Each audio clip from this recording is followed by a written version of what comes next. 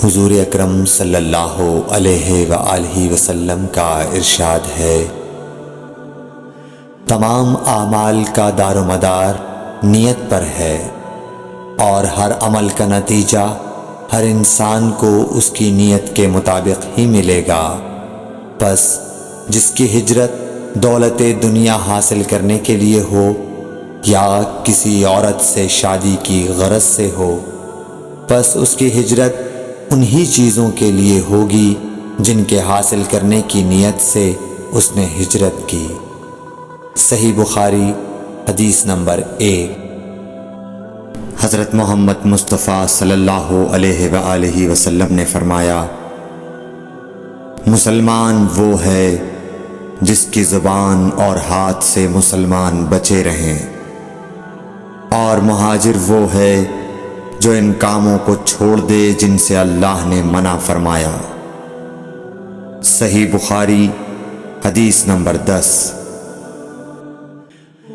لوگوں نے پوچھا، یا رسول اللہ، کون سا اسلام افضل ہے؟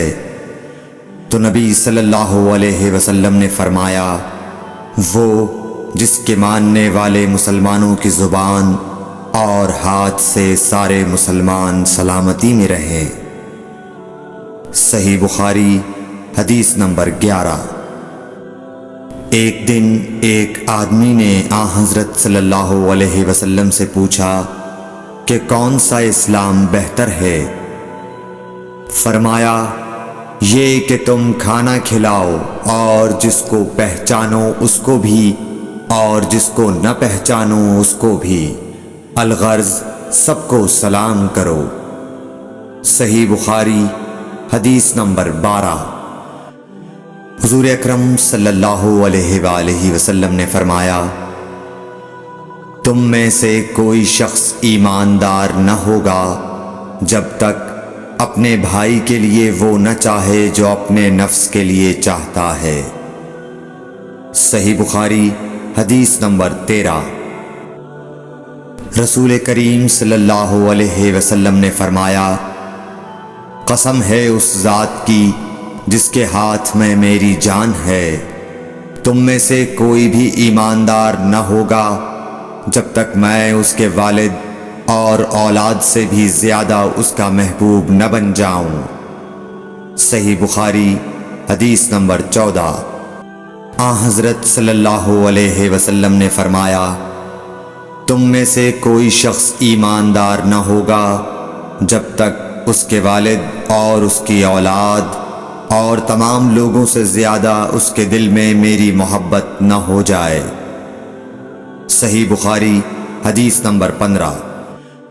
نبی کریم صلی اللہ علیہ وآلہ وسلم نے فرمایا، 3 خصلتیں ایسی ہیں کہ جس میں یہ پیدا ہو جائیں اس نے ایمان کی مٹھاس کو پا لیا۔ اول یہ کہ اللہ اور اس کا رسول اس کے نزدیک سب سے زیادہ محبوب بن جائیں۔ دوسرے یہ کہ وہ کسی انسان سے محض اللہ کی رضا کے لیے محبت رکھے۔ تیسرے یہ کہ وہ کفر میں واپس لوٹنے کو ایسا برا جانے جیسا کہ آگ میں ڈالے جانے کو برا جانتا ہے۔ صحیح بخاری حدیث نمبر 16۔